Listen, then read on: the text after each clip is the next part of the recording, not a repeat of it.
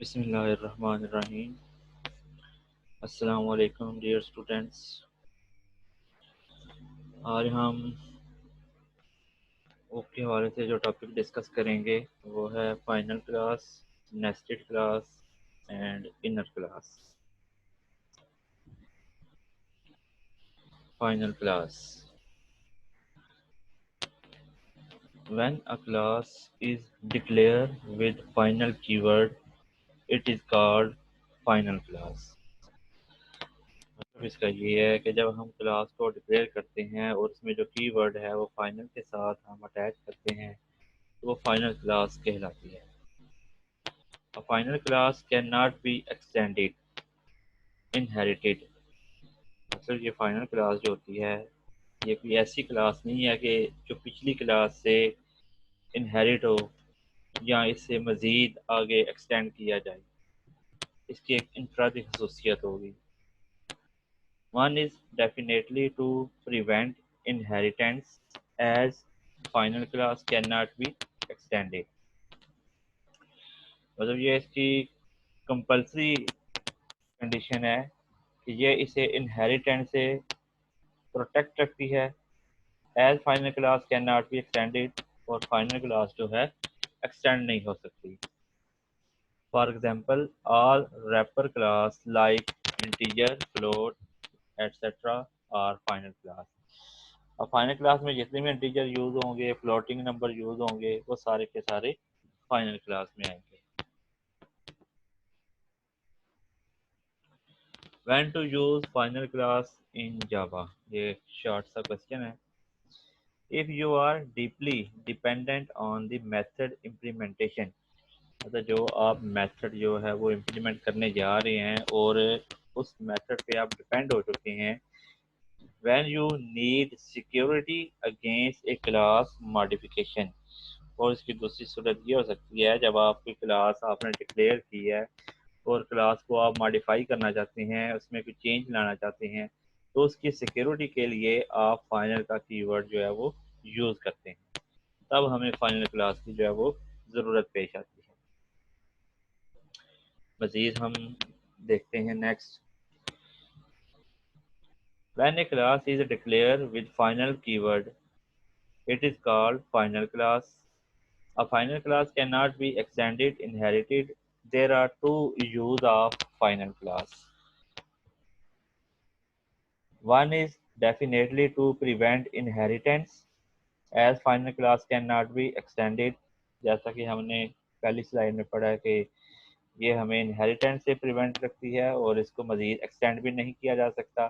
इसमें इंटीजर हैं, फ्लोट्स हैं, वगैरह वगैरह। We can not extend them, हम इन्हें एक्सटेंड नहीं कर सकते। इसकी एग्जांपल हम ले लेते हैं। फाइनल कीवर्ड है, एक क्लास हमने डिक्लेयर की है, साथ हमने कमेंट कर दिया मेथड एंड फील्ड है। फिर हमने मज़ीद इसको क्लास को हमने कमेंट किया following class is illegal, class B extend to A. मतलब एक और हमने क्लास ली है लेकिन साथ ही हमने कमेंट में लिख दिया इलीगल, क्योंकि हमने डेफिनेशन में पढ़ा है कि ये जो फाइनल क्लास होती है कैन नॉट बी एक्सटेंड। तो नेक्स्ट कमेंट क्या होगा, कंपाइल एरर कैन नॉट सब क्लास ए। इट्स मीन कि जो क्लास बी है वो ए की क्लास नहीं है, मीन्स कि ए को हम एक्सटेंड नहीं कर सकते। तो इस तरह ये कीवर्ड आएगा और हम इसको ऐड करके अपनी जो है वो रिक्वायरमेंट जो है वो पूरी करते हैं। इसका सेकंड यूज देख लेते हैं। The other use of final class with class is to create an immutable class like the predefined string class. मतलब जब हमने कोई स्ट्रिंग क्लास बनानी है, हमारे पास जो कम्बिनेशन ऑफ लेटर हैं, कम्बिनेशन ऑफ अल्फ़ाबेट्स हैं, तो उसके लिए हमने कोई प्री डिफाइंड क्लास क्रिएट करनी है, तब हमें जो है वो फाइनल क्लास की ज़रूरत महसूस होती है। You can not make a class immutable without making it final. तो सबसे पहले हमें इम्यूटेबल जो क्लास है फाइनल क्लास के बगैर हम इसको क्रिएट नहीं कर सकते।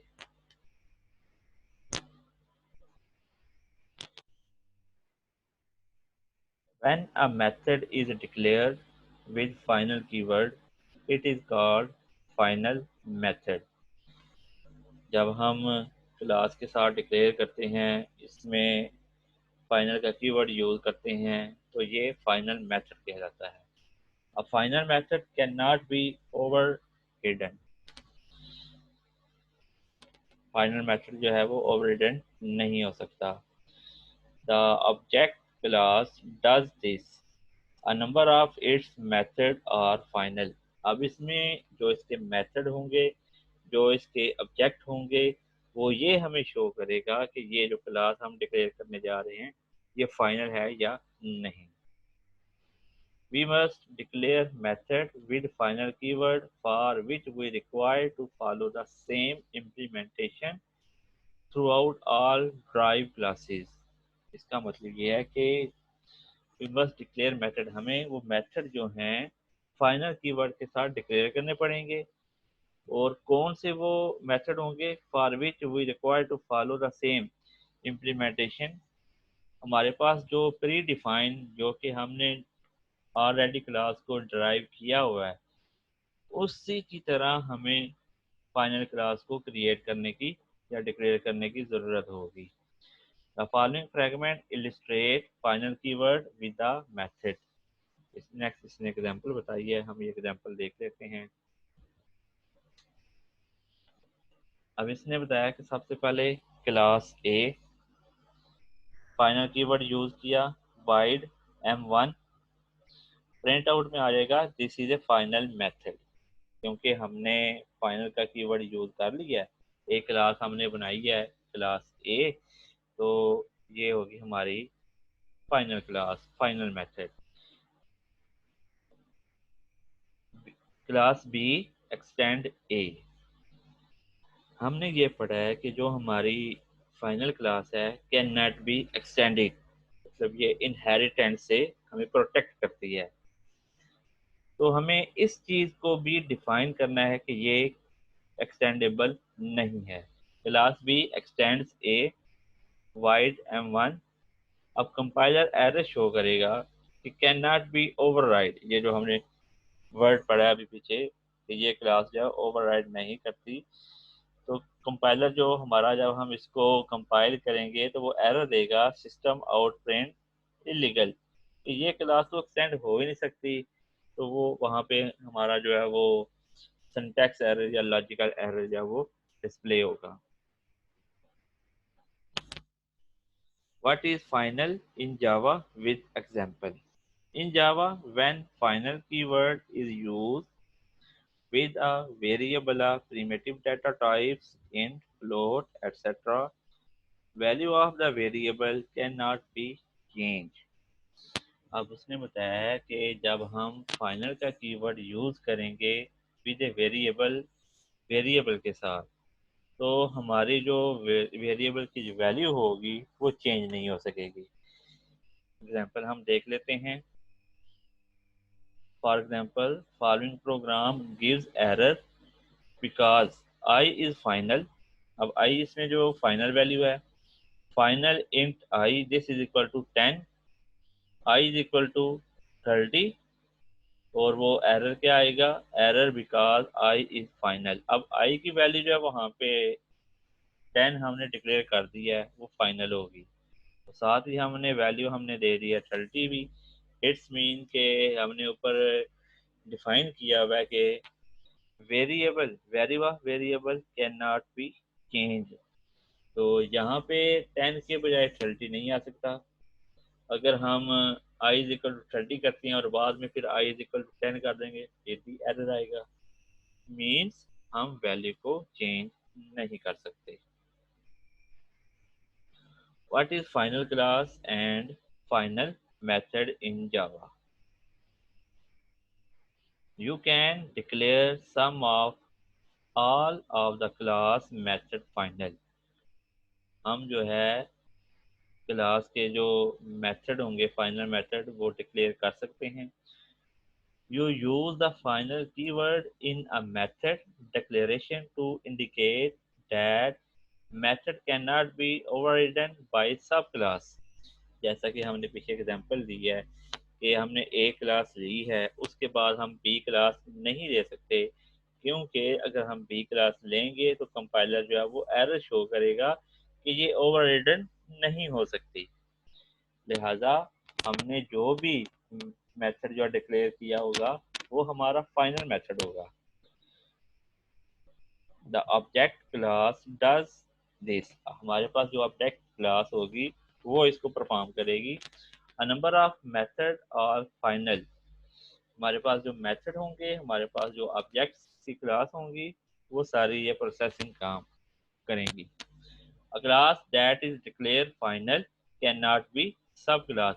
अब जो क्लास हमने डिक्लेयर कर दी है उसकी सब क्लास नहीं बनेगी, जो हमने डिक्लेयर किया वही ऑलरेडी ये क्लास होगी, उससे मजीद सब क्लास हम क्रिएट नहीं कर सकेंगे, ना ही हम उसे डिक्लेयर कर सकेंगे, हमारी वही फिक्स एंड फाइनल क्लास होगी। How do you write a final class in Java, इसके कुछ स्टेप्स हैं वो हम देख लेते हैं।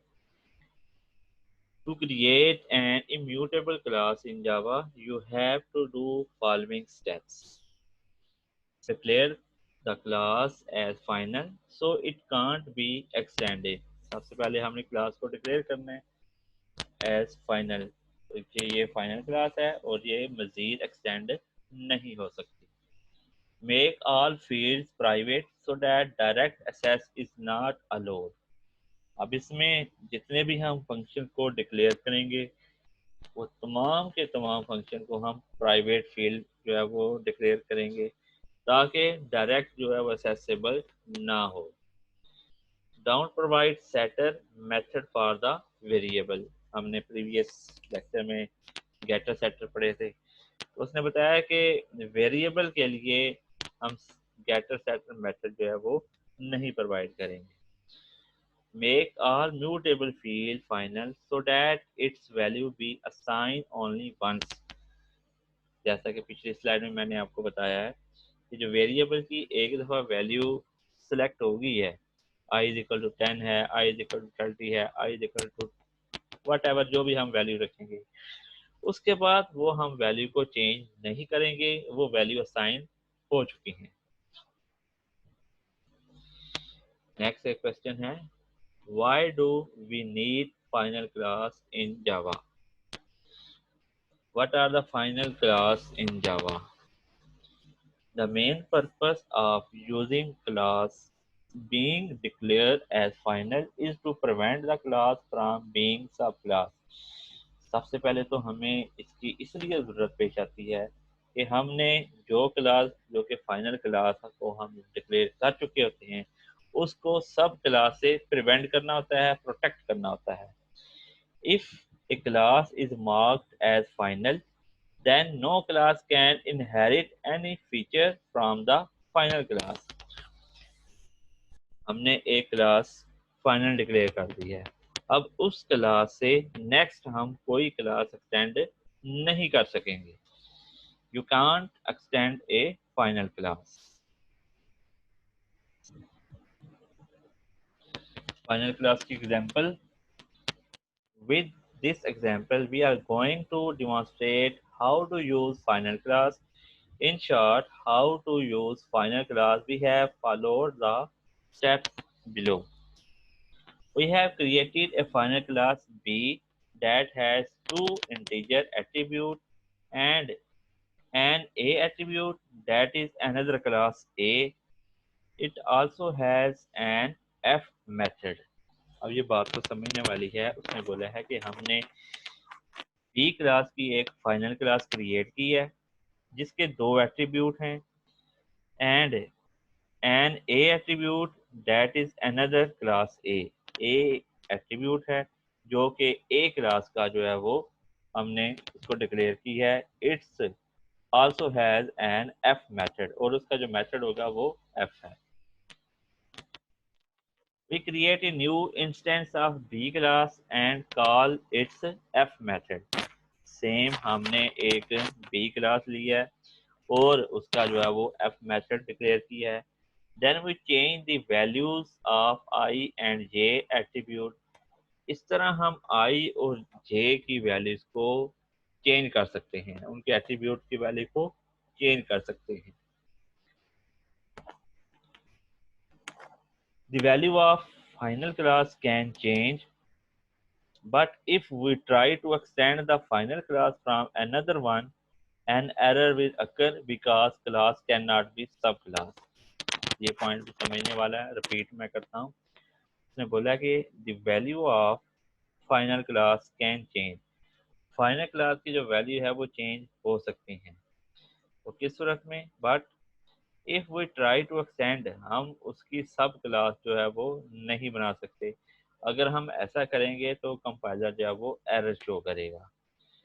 Let's take a look at the code snippet that follows. Example देखते हैं हम नेक्स्ट। हमारे पास क्लास ए है, extend B, class further extend B, comment में हमने लिख दिया। एरर क्या होगा? Can not extend final class B, कि जो क्लास ए हमने डिक्लेयर कर दी है ये बी को एक्सटेंड नहीं करेगी।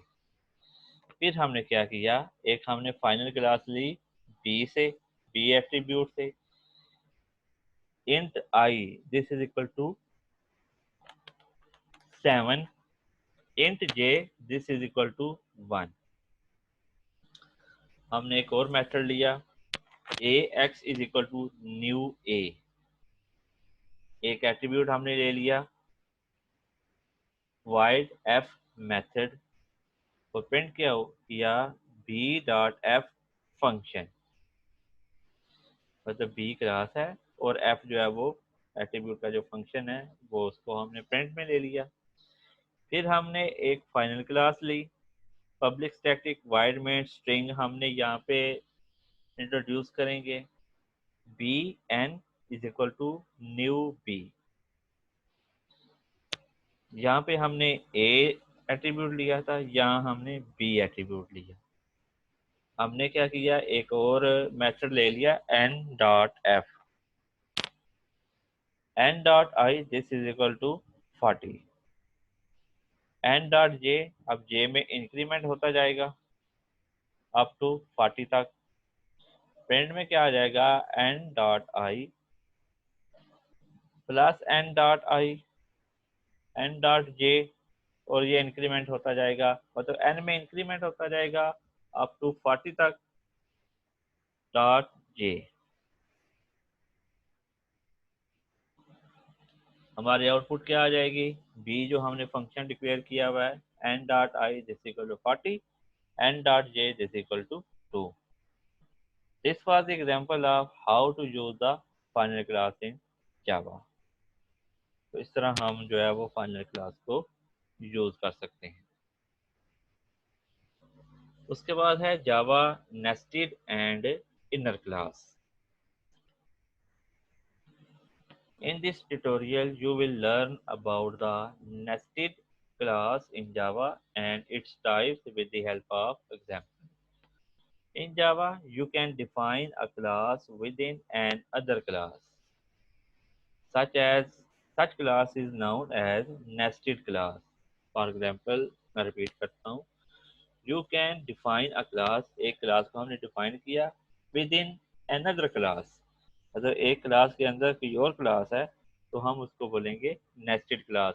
जिस तरह आपने प्रीवियस सेमेस्टर में पढ़ा था कि नेस्टेड लूप, लूप के अंदर एक लूप है वो नेस्टेड लूप कहलाएगी।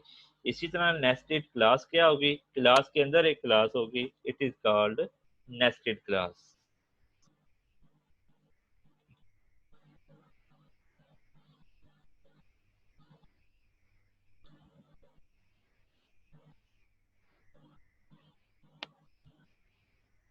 हमने ये क्लास डिक्लेयर किया है आउटर क्लास, और क्लास के अंदर एक और क्लास होगी नेस्टेड क्लास। तो ये सिंटैक्स होगा, इस तरीके से हम नेस्टेड क्लास के सिंटैक्स को डिक्लेयर कर सकते हैं। There are two types of nested class you can create in Java. Non-static nested class जो कि inner class कहलाती है, और नंबर 2 है static nested class। अब ये जो आर्टिकल हैं ये लिंक है जावा असेस मॉडिफायर जावा स्टैटिक कीवर्ड, वहां से आप इसको जो है वो सर्च कर सकते हैं। Let's first look at the non static nested class. Non static nested class, inner class. A non-static nested class is a class within an other class. मतलब एक क्लास हमने क्रिएट की है, डिक्लेयर की है, उसके अंदर एक और हमने क्लास को डिक्लेयर किया है। It is called inner class. It has access to member of the enclosing class outer class. अब जो आउटर क्लास है उसको हमने इनक्लोज किया हुआ है, उसके मेंबर को हमने एक्सेस दी है कि वो इनक्लोज हो सकती है।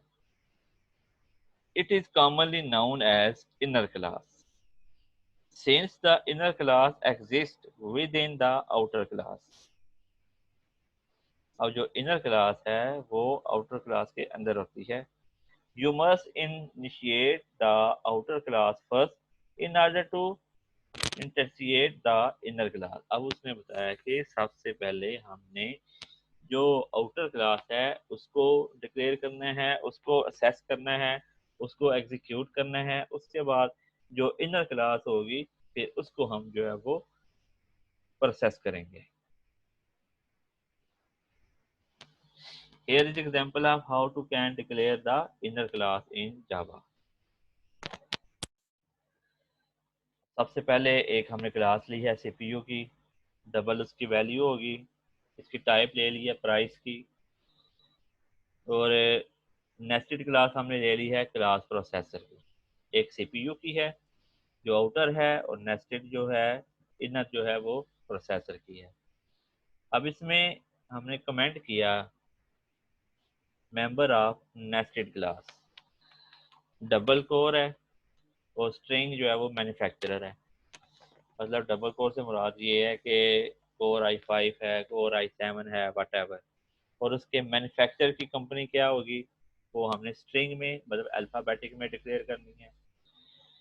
गेटर सेटर कैशे मेमोरी जो हो जाएगी, रिटर्न हमारे पास 4.3 आएगा। फिर हमने इसको प्रोटेक्ट करना है क्लास को, प्रोटेक्टेड क्लास रैम हमने ले ली है। मेंबर ऑफ प्रोटेक्टेड क्लास क्या होगी, रैम की जो मेमोरी है वो होगी, इसमें कितनी जीबी है, 1 GB 2 GB। फिर उसके बनाने वाले मतलब जो मैन्युफैक्चरर होंगे वो क्या होंगे। इसी तरह हमने मजीद गेटर सेटर जो है वो प्रोवाइड करेंगे। क्लॉक स्पीड मतलब इसकी जो स्पीड है क्लॉक की वो क्या है, रिटर्न हम करेंगे 5.5। उसके बाद मेन क्लास हमने डिक्लेयर की है, स्टैटिक मेन स्ट्रिंग, आर्गुमेंट्स हम डिक्लेयर करेंगे। Create object of outer class, अब हम जो है वो आउटर क्लास को जो है वो क्रिएट करेंगे। CPU CPU this is equal to new CPU, यहाँ पे हम कमेंट करेंगे create object of outer class. तो ये आउटर क्लास का जो है वो ऑब्जेक्ट को हमने क्रिएट किया। Create an object of inner class processor using outer class, अब हमने इसी को यूज करते हुए इनर क्लास के जो ऑब्जेक्ट होंगे वो क्रिएट करेंगे। CPU processor CPU dot new processor. फिर हम create an object of inner class RAM के हवाले से और इसको क्लास सीपीयू के यूजिंग करते हुए डिक्लेयर करेंगे। पहले था सीपीयू और प्रोसेसर का फंक्शन, फिर हम करेंगे CPU dot RAM, this is RAM is equal to CPU dot new RAM. तो इसकी आउटपुट आ जाएगी मतलब जो प्रिंट आउट होगा प्रोसेसर डॉट गेट कैशे, और ये आ जाएगा प्रोसेसर कैशे में, और रैम क्लॉक स्पीड आ जाएगी RAM dot get clock speed. तो इसकी आउटपुट ऐसे आ जाएगी processor this is equal to 4.3 और रैम की आ जाएगी 5.5। इस तरीके से हम इनर क्लास और आउटर क्लास को डिक्लेयर करके ऑब्जेक्ट मेथड डिक्लेयर करके उसको फिर एग्जीक्यूट प्रोसेसिंग करके हम जो है वो रिजल्ट डिफाइन कर सकते हैं। इसकी जो बाकी जो स्लाइड है वो मैं आपको वर्ड की शीट्स के साथ जो है वो डिस्कस करता हूँ। हमने जो एग्जांपल पढ़ी है, जो अभी मैंने आपको बताया है, in the above program there are two nested class processor and RAM inside the outer class. हमारे पास जो आउटर क्लास थी उसमें जो इनर क्लास है प्रोसेसर और रैम थी, सीपीयू आउटर क्लास है। We can declare the inner class as protected. हमारे पास ये एमसीक्यूज भी हो सकते हैं, फिलिंग द ब्लैंक्स, और ट्रू फॉल्स भी हो सकता है। We can declare inner class as protected, हमारी जो इनर क्लास है वो प्रोटेक्टेड होगी। Hence we have declare the RAM class as protected, और जो इनर क्लास हमारी वो रैम होगी और वो प्रोटेक्टेड होगी इनसाइड मेन क्लास। ये बात आपने जो है वो बेटा जी बहुत ही इंपॉर्टेंट है, इसको आप अच्छे तरीके से जो है वो नोट डाउन कर लेना। मैं इसको जो है वो हाईलाइट भी कर लेता हूँ।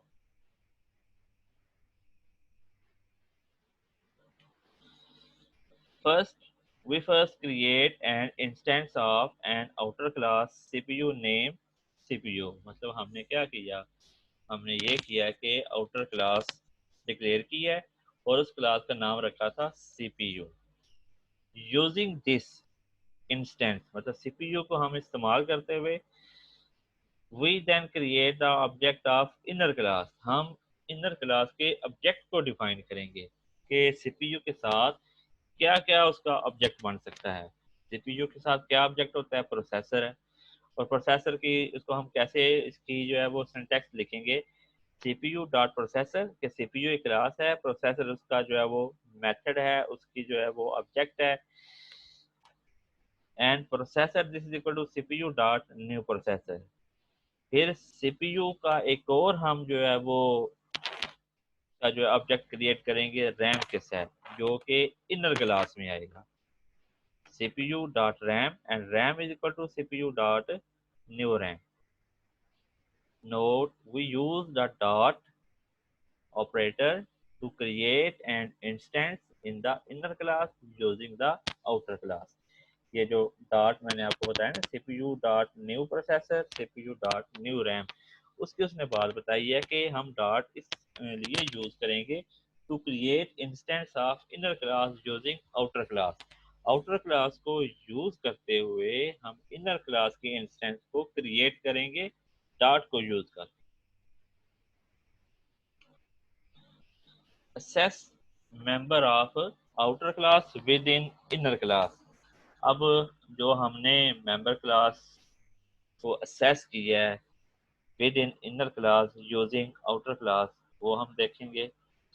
We can assess the member of outer class by using keyword। If you want to learn about this keyword, तो ये एक लिंक मैंने दिया हुआ है, तो आप इस लिंक को यूज करके तो आप असेस मेंबर के बारे में इंफॉर्मेशन हासिल कर सकते हैं।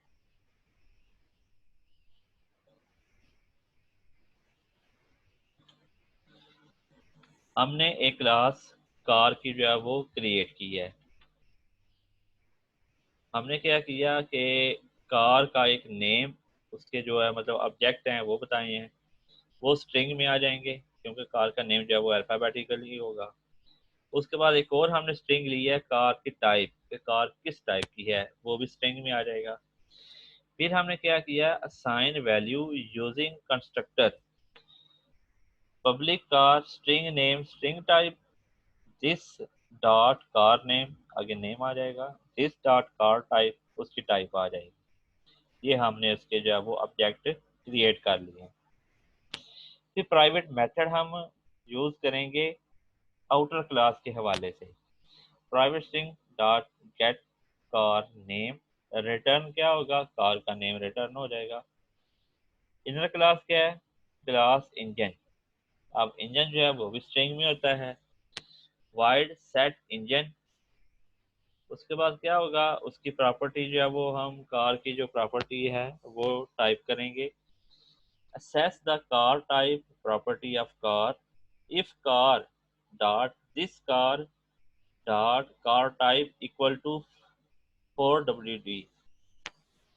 तो फिर क्या होगा, invoking method getters car name, फिर वो हमने डिक्लेयर करेंगे कार का जो नाम है वो हम जो है वो डिक्लेयर करेंगे किस वक्त। अब अगर कार की जो टाइप है 4WD, ये कार की एक टाइप होती है। उसके बाद है if car dot this dot get car name, this is equal to क्रिसल, ये भी कार की टाइप है।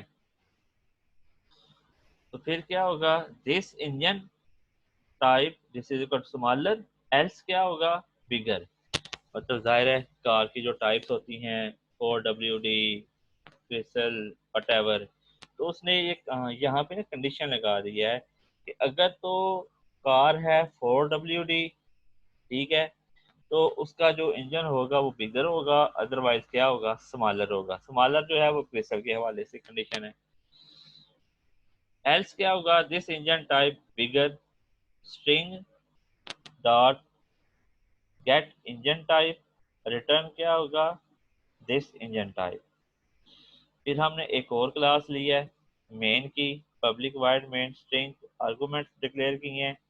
Create an object of the outer class car.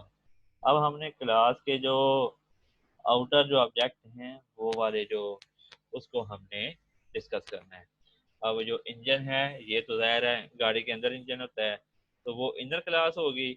और जो कार की जो टाइप होती है उसको हम बाहर से उसकी आउटर क्लास को जो है वो डिक्लेयर करेंगे।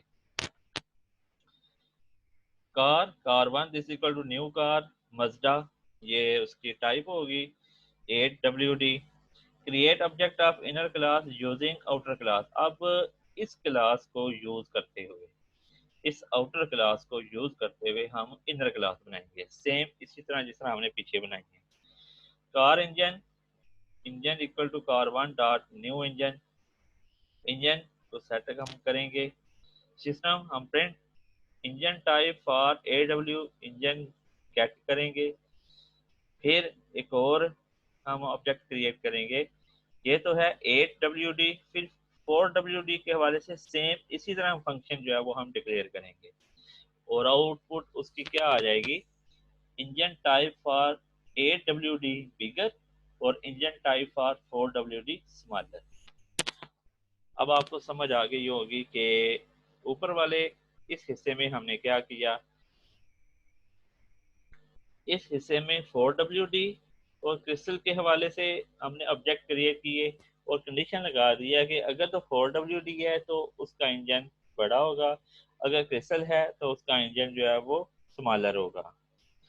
और यहाँ पे जो इनर आउटर को यूज करते हुए जो इनर क्लास हमने लिया है वो ये है कि मजदा अगर कार है तो वो होगी 8WD, और अगर कार जो है वो क्रिसल है वो है 4WD। तो अगर 8WD है तो वो बिगर होगा, 4WD है तो वो स्मॉलर होगा। इन above program we have inner class name engine inside outer class car dot, here notice the name। अब हर लाइन जो कि हमने कोड यूज किया है तो उसकी ना आगे ब्रीफ दिया गया है, उसकी जो है वो आप ये कह सकते हैं कि तफसीलात दी गई हैं कि ये ऐसा हमने काम क्यों किया है। तो ये लाइन आप इसको रीड आउट करना, जहां पर इसकी समझ ना आई आप पूछ देना। उसके बाद है static nested class. In Java, we can also define a static class inside another class. Such class is known as static nested class. Static nested class are not called static inner class. Unlike inner class, a static nested class cannot access the member variable of outer class. It is because the static nested class does not require you to create an instance of the outer class. अब ये इसका syntax है, outer class dot nested class dot object, sorry space object है, this is equal to new outer class dot nested class, आगे round braces. Here we are creating an object of static nested class by simply using the class name of the outer class। मतलब ये है कि outer class के class name को हम use करके static nested class create कर सकते हैं। Hence, the outer class cannot be referenced using outer class dot this. तो इस तरह हम आउटर क्लास को रेफरेंस नहीं दे सकते। ये एक एग्जांपल है, मदरबोर्ड की एक क्लास बनाई है, ठीक है, और स्टैटिक नेस्टेड क्लास ली है। स्टैटिक नेस्टेड क्लास यूएसबी है, USB 2 is equal to 2, USB 3 this is equal to 1। अब ये दोनों इंटीजर नंबर है तो हमने इंट ले ली है, int gate total ports USB 2 USB 3। तो ये क्या हो जाएगा, इसको हम बाद में देखते हैं। सबसे पहले एक और हम क्लास मेन में क्रिएट करते हैं, public static void main string argument declare कर दिए। Create an object of the static nested class using the name of the outer class. अब जो प्रीवियस जो नेम है आउटर क्लास के, उसको हमने यहाँ पे यूज करना है। मदरबोर्ड है, यूएसबी है, और USB is equal to new motherboard dot USB. System print क्या होगा, total ports plus USB dot get total ports. तो वो टोटल पोर्ट्स क्या आ जाएंगी, 3। ये मतलब 2 तो यूएसबी की मतलब होगी, और एक जो है वो उसकी मदरबोर्ड की। In above program, we have create static class name USB inside the class motherboard।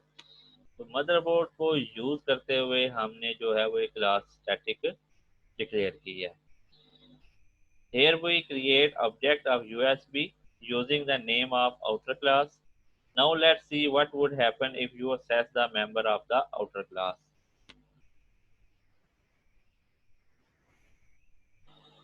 ये जो चीजें हैं इसको पहले देख लेते हैं, अभी देख लेते हैं।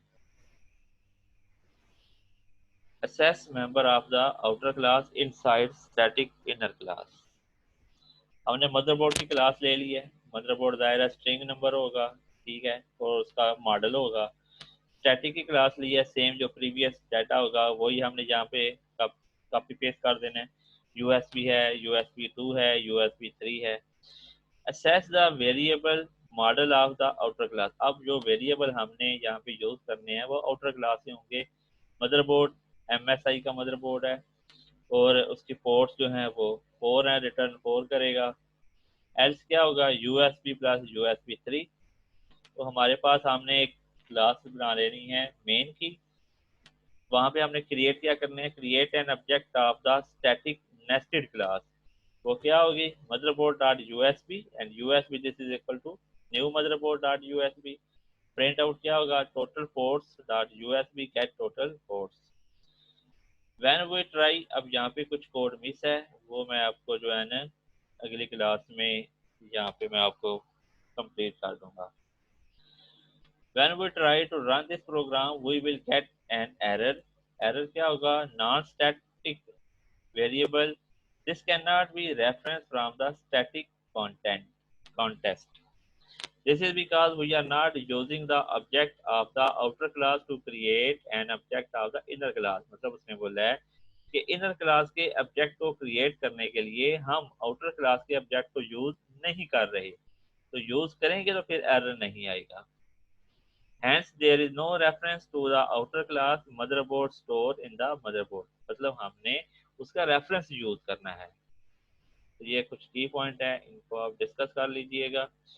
तो इसका ना कुछ कोड मिस है, ये मैं आपको स्लाइड में कंप्लीट कर दूंगा, तो इसको सेपरेट से मैं आपको जो है ना सेंड कर दूंगा। तो आपने इस पूरे लेक्चर को स्टडी करना है, नेस्टेड क्लास, इनर क्लास और फाइनल क्लास को। और एक बुक जो है वो सॉफ्ट फॉर्म में, वो भी मैं आपको शेयर कर दूंगा। वो मैंने जो है वो डाउनलोड किया है। आपकी जो कोर्स आउटलाइन के मुताबिक 2 बुकें हैं, तो कुछ चीज़ें बुक 1 से हैं, कुछ चीज़ें जो है वो बुक 2 से हैं। तो ये वाली जो आर्टिकल है class, inner class, final class, ये वाला बुक 2 से है, चैप्टर नंबर 5। उसको भी आप डिस्कस करना, चैप्टर 5 को भी स्टार्ट से। तो जिस चीज़ की समझ ना आई वो आप मुझसे क्वेश्चन पूछें स्क्रीनशॉट लेकर या स्टेटमेंट लिख के, तो इंशाल्लाह आपकी जो है वो डिफ़िकल्टी को दूर किया जाएगा। नेक्स्ट क्लास हम जो है वो नेक्स्ट आर्टिकल के साथ हाजिर होंगे। तब तक के लिए अल्लाह हाफिज़।